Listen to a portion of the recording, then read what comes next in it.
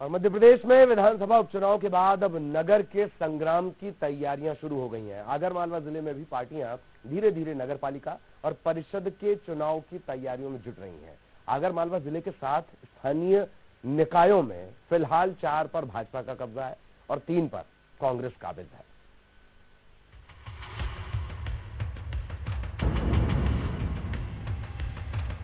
उपचुनाव में बेशक कांग्रेस का जादू नहीं चला हो, लेकिन नगरपालिका में कांग्रेस ने ज्यादातर कब्जा जमाया है।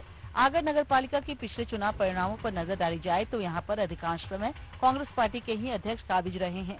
मध्य प्रदेश में नगरीय निकायों में सीधे अध्यक्ष चुनने की प्रणाली से शुरू हुए चुनावों के बाद भी यहाँ पर 2 बार कांग्रेस के ही उम्मीदवारों ने जीत हासिल की है, जबकि 1 बार बीजेपी तो पिछली बार कांग्रेस से बागी होकर निर्दलीय चुनाव लड़ी शकुंतला जायसवाल ने जीत हासिल की है। काफी कांटे की टक्कर विधानसभा चुनाव में देखने को मिली है हमको।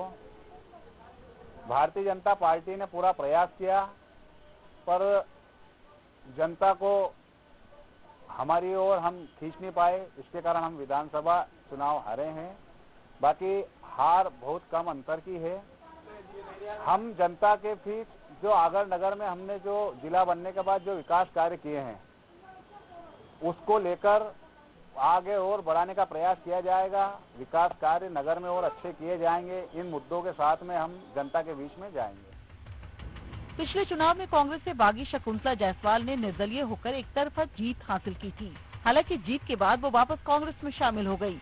2014 में हुए चुनाव में शकुंतला जायसवाल को 11,953 मत प्राप्त हुए थे, जबकि बीजेपी की संगीता देसाई को 5,799 और कांग्रेस की विजय लक्ष्मी गर्ग 2,477 वोटों के साथ तीसरे नंबर पर रही थी।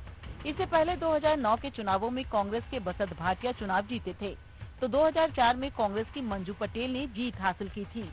साल 1999 में पहली बार सीधे अध्यक्ष के लिए हुई वोटिंग में बीजेपी के नरेंद्र परमार विजयी हुए थे।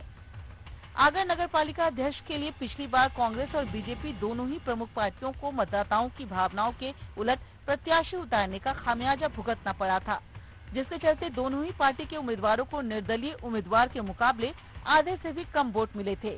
पिछली बार निर्दलीय चुनाव लड़ी शकुंतला जायसवाल कांग्रेस से प्रमुख दावेदार थी, लेकिन कांग्रेस की आंतरिक गुटबाजी के चलते उन्हें टिकट नहीं मिला था। हालांकि निर्दलीय लड़कर उन्होंने अपना दम दिखाया था। एक तो नगर के विकास को लेकर के हम और सौंदर्यकरण को लेकर के, दूसरा जो गरीबों को जो ये आवास योजना में मकान मिल रहे हैं, इसमें महीनों हो गए उनकी राशि नहीं डल रही है। दूसरा ये है कि वर्षों से उनको पट्टे मिलना बंद हो गया है। तो हमारा फोकस रहेगा कि हम जो मकान बन रहे अधूरे पड़े हैं उनकी तत्काल उनकी राशियों को जारी करवाएं। जो छूट गए हैं उनके नाम जुड़ा करके गरीबों को वापस उनको जो है मकान दिलाए जाए, और जो सौंदर्यकरण है आगर का उसको जल्दी हम डेवलप करके आगर को एक खूबसूरत शहर बनाएं। बिजली, पानी और सड़क के मुद्दों के अलावा नगर में जल स्तर की जीवन रेखा के रूप में स्थित 400 बीघा क्षेत्रफल का 1000 वर्ष प्राचीन बड़ा तालाब और इतना ही पुराना 48 बीघा क्षेत्रफल का रात्रिया तालाब स्थित है। इनके जीर्णोद्धार और सौंदर्यीकरण की मांग लंबे समय से की जाती रही है। 5 वर्षों में भी परिषद इनके लिए कोई उल्लेखनीय कार्य नहीं कर पाई। नगर में चारों तरफ गंदगी की समस्या को लेकर आम नागरिक काफी परेशान हैं। आवारा पशुओं में गाय और सुअरों के स्वच्छंद विचरण के साथ ही पूरे शहर का यातायात असुरक्षित रहता है। देखिए, नगर पालिका के चुनाव है तो स्वाभाविक सी बात है कि नगर के ही मुद्दे होने चाहिए, और नगर की जो भी सुविधाएं होती है, जन की मानस की जो भी आशाएं रहती है नगर के जनप्रतिनिधियों से, वो सब व्यवस्था होना चाहिए।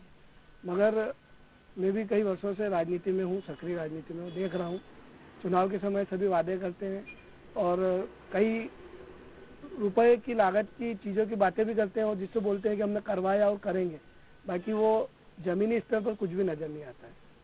इसी प्रकार अपन देख लें तो हमारे यहाँ 2 तालाब है जो कि सौंदर्यीकरण के नाम पे बहुत अच्छे तालाब है, और शायद ऐसा बताया भी जाता है, जहाँ तक मुझे जानकारी है कि मध्य प्रदेश का सबसे अच्छा बड़ा और क्षेत्रफल वाला तालाब भी माना जाता है अपने। और इसके लिए सरकार ने मेरी जहाँ तक जानकारी है 5 करोड़ रुपए दोनों तालाब के सौंदर्यीकरण के लिए दिए भी थे। तो सिर्फ औपचारिक रूप पर वहाँ पर सौंदर्यीकरण हुआ, बाकी जो पैसा लगना था और जो जनता को जो सुख सुविधाएं मिलनी थी और जो सुंदरता दिखनी थी नगर की, वो नहीं मिल पाई।